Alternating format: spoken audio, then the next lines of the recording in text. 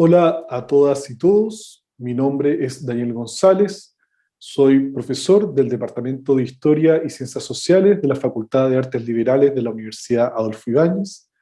Y en esta cápsula me gustaría ofrecerles una pequeña reflexión sobre algunas de las problemáticas del arte contemporáneo. En este caso particular me gustaría centrarme en un concepto que nos puede permitir comprender las características del arte contemporáneo, y ese concepto es lo abyecto.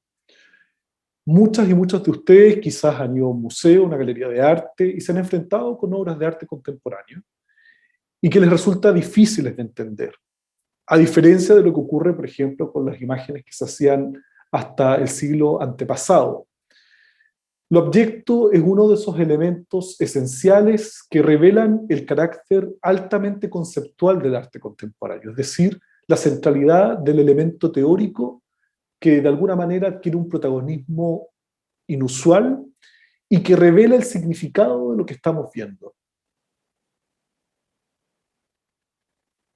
Lo que nosotros estamos observando en esta diapositiva es una obra, diríamos, muy tradicional. Es una obra de Jacques-Louis David, que fue pintada a fines del siglo XVIII, y que se titula El juramento de los Horacios. Y es una obra que nosotros podríamos considerar convencionalmente bella. Si ustedes se dan cuenta, la composición en su totalidad es armoniosa, es equilibrada, es una obra que nos resulta agradable o placentera a la vista, es decir, es capaz de suscitar placer estético. Este placer, dicen los autores, los intelectuales, los historiadores, es un placer que es sensible, es decir, que tiene que ver con los sentidos, con la manera, ¿no es cierto?, en que nosotros percibimos a través de la vista lo que en este minuto observamos, pero también hay un cierto placer intelectual que está dado por la belleza de la obra. Además, la podemos entender con mucha facilidad, podemos distinguir que hay una figura protagónica, central, que con su mano izquierda, ¿verdad?, sostiene 3 espadas, su mano derecha está abierta, ¿no es cierto?, enseña su palma al espectador y se enfrenta a estos otros 3 personajes que están prestando un juramento. Ustedes mismos quizás no conocen la historia ni la simbología que existe tras la obra, pero podrán distinguir por el tipo de indumentaria que esto claramente corresponde al mundo clásico, particularmente al mundo romano, ¿verdad? Y bueno, el arte que se hacía, como les decía hace un minuto atrás, hasta el siglo antepasado tenía esta característica, era fácilmente legible, era fácilmente interpretable para quien incluso no tiene mayores conocimientos sobre la imagen que está observando. Esta obra de Jacques-Louis David, con todos sus componentes, ¿verdad?, y con su atención a la belleza, es emblemática de un momento particular de la historia del arte que se denomina el neoclasicismo, que tuvo lugar a fines del XVIII y a principios del XIX. Y como su nombre lo dice, busca restituir, revalorar aquellos elementos centrales de la estética clásica, es decir, del mundo griego y romano, y por lo tanto los orígenes los encontramos en ese ámbito cultural. Y aquí tienen 2 imágenes que son muy distintas, pese a corresponder al mismo tema. A la izquierda tienen una famosa obra de Policleto, llamado el Doríforo, que es una escultura griega que tiene algo así como 2500 años de antigüedad. Lo que ustedes, sin embargo, están viendo es una copia romana, el original está perdido, pero hay numerosas copias que sobreviven de esta famosísima escultura. Y a la derecha tienen una obra contemporánea del artista australiano Ron Muir.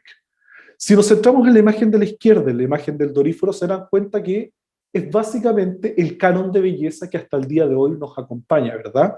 Un cuerpo armonioso, proporcionado, en el que existe una relación matemática que pone, ¿no es cierto?, en diálogo la parte con el todo, y que hasta el día de hoy es lo que denominamos el canon. Es el modelo de belleza vigente que hasta el día de hoy nos acompaña. Pero, obviamente, este modelo de belleza es un modelo idealizado. Nadie, ¿verdad?, aunque se mate horas haciendo deporte, aunque se mate horas en el gimnasio, podría llegar a tener un cuerpo como el de esta escultura, porque es una idealización de la realidad, es una idealización de la naturaleza, es decir, la naturaleza perfeccionada. Mientras que la imagen de la derecha, que es esta imagen contemporánea del año 2000, es básicamente el mismo tema, también es un hombre desnudo, pero que está lejos de estar en esa relación idealizada consigo mismo. Es una imagen extremadamente honesta, extremadamente cercana a la realidad cotidiana.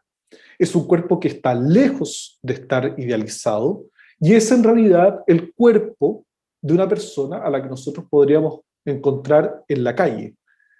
Si nosotros observamos los detalles de la imagen, son realmente impresionantes, ¿verdad? Fíjense en las manchas de la piel, fíjense en las arrugas, fíjense en el ceño fruncido. A diferencia del Doríforo, esta escultura griega que les mostraba hace un segundo, que no transmitía ninguna emoción, ¿verdad? Era un tipo que parecía estar en completo control de sus emociones. Aquí claramente hay un cierto contenido psicológico.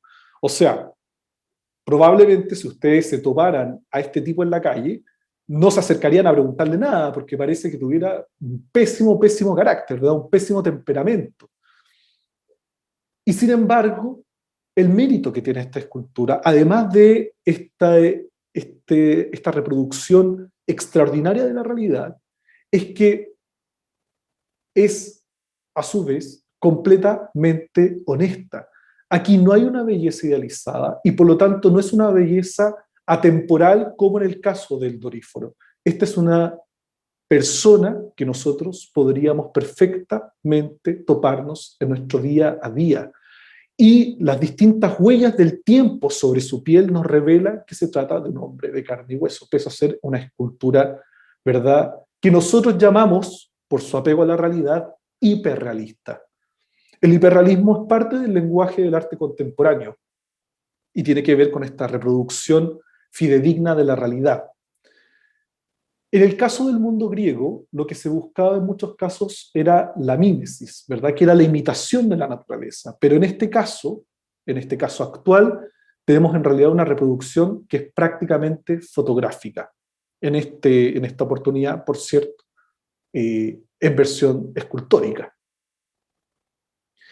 Bueno, el arte contemporáneo tuvo un momento clave en su desarrollo y este se produjo en el año 1997 con una exposición que se llamó Sensation.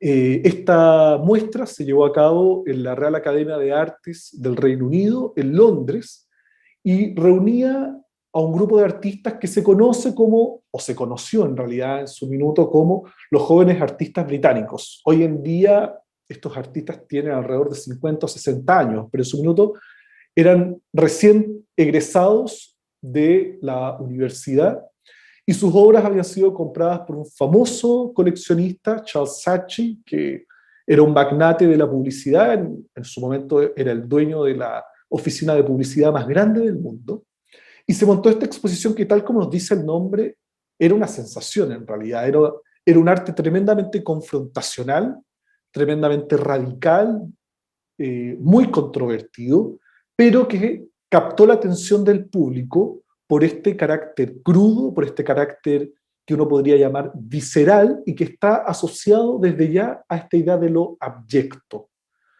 Lo abyecto es un concepto complejo en términos filosóficos, pero que está vinculado íntimamente con el cuerpo y con sus funciones. Ya no tiene que ver con el cuerpo idealizado del mundo griego, sino que en el caso contemporáneo es un cuerpo que se reconoce en su condición material más genuina y con todas las funciones que supone el cuerpo. Ustedes tienen que pensar que por muchos siglos en el cuerpo se distinguían entre funciones nobles, ¿verdad?, como aquellas que estaban más bien vinculadas a la actividad intelectual, versus otras funciones del cuerpo que eran llamadas bajas o consideradas, ¿no es cierto?, menos nobles. En el siglo XXI, el arte se da cuenta que el cuerpo, tal como lo veíamos en esta escultura de Ron Mueck, de un hombre común y corriente, se reconoce a sí mismo en toda su dimensión material. Y muchos de los artistas que participaron de esta muestra, Sensation, iban en la misma línea. Bueno, la exposición fue un rotundo éxito y hasta el día de hoy tiene un cierto carácter legendario. Se formaban filas y filas para poder ver esta muestra, que además, incluso por el carácter controvertido de sus imágenes, sufrió algunos atentados. Mucha gente estuvo en desacuerdo y esta es una de las características del arte contemporáneo, que de alguna manera tiende a ser tremendamente violento en muchos sentidos para algunas partes de la audiencia, y por lo tanto tiene también ese objetivo, ser crítico, tratar de fomentar un poco esta conciencia más reflexiva, llamar a la discusión, despertar una cierta inquietud por parte de los espectadores, y que estaba también muy lejos del arte que se hacía, por ejemplo, hace 200 años atrás.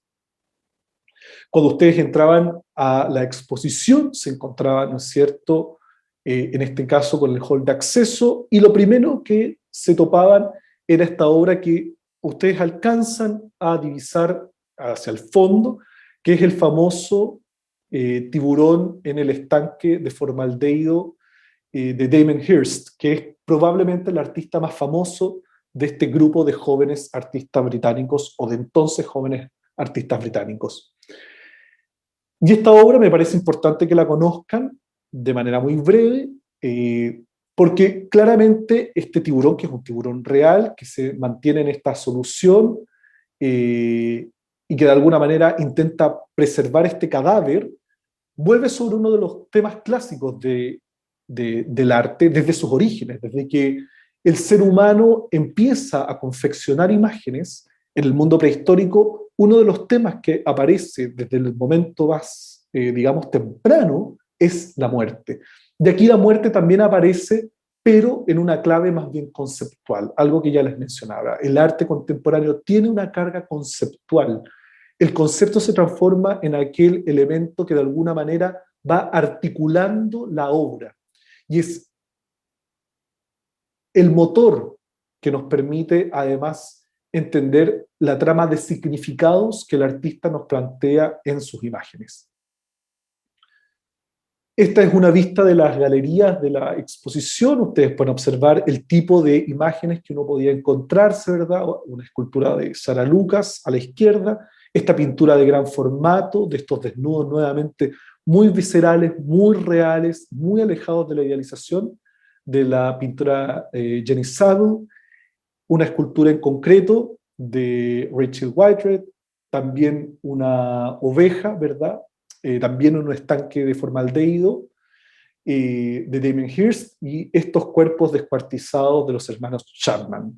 Como les decía, es un arte muy confrontacional, obras muy controvertidas, y a mí me gustaría detenerme en una particularmente para hacer comentarios muy breves a propósito de la escultura El cuerpo y el abyecto. Ron Mueck, el artista que yo les mostraba hace unos minutos atrás con este gran hombre desnudo, ¿verdad?, lejos de la idealización, presentó en su oportunidad en Sensation esta escultura. Y esta es una escultura nuevamente hiperrealista. Vemos un hombre con sus ojos cerrados, desnudo, y esta obra representa ni más ni menos que al padre del artista muerto.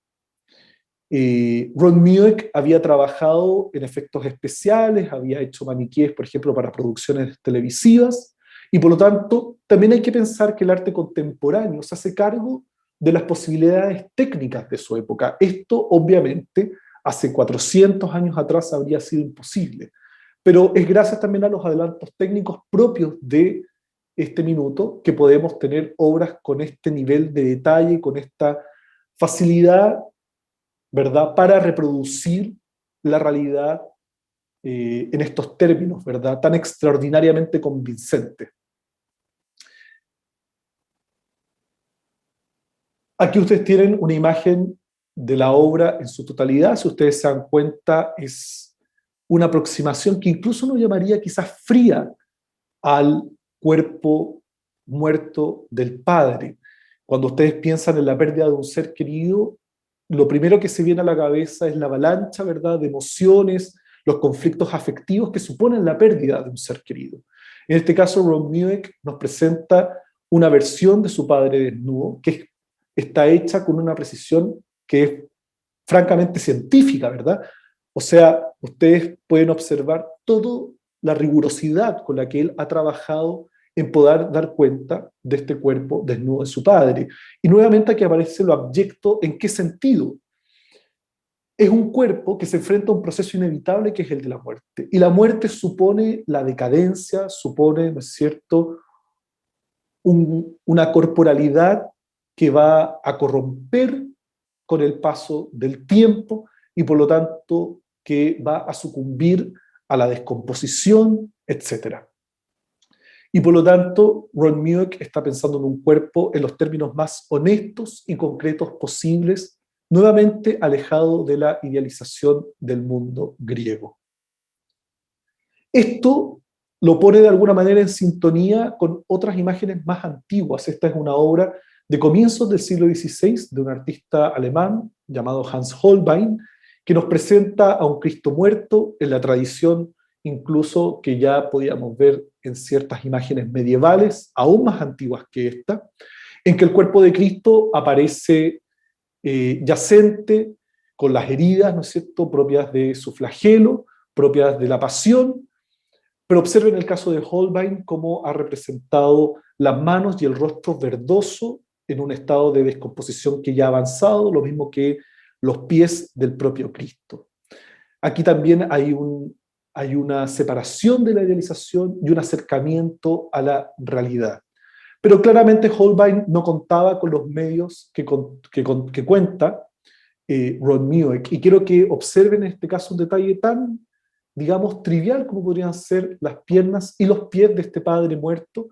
Observen los dedos, son los dedos de un hombre mayor que incluso están desordenados, tal como ocurre con los dedos de una persona que ya es de una edad avanzada. Fíjense en el vello, este vello que se vuelve fino, algo propio también del paso de la edad, las arrugas de los pies, etcétera, etcétera.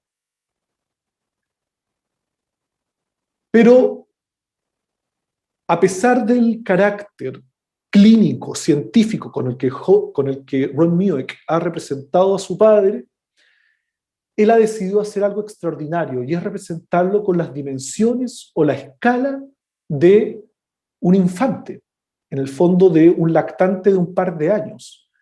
No tiene el tamaño natural de un adulto, sino que es el tamaño de un bebé. Y la fragilidad que supone un bebé parece de alguna manera transmitirse a este cuerpo desnudo y vulnerable de su propio padre, que se presenta muerto al espectador, de alguna manera perdido incluso sobre esta plataforma enorme que lo hace aún parecer más frágil y vulnerable a quienes lo observan. La obra Padre Muerto de Ron Mueck lo que revela es que el arte contemporáneo ya no está interesado en la belleza y ni siquiera en el placer estético, como lo estaban las imágenes que se habían producido en siglos anteriores.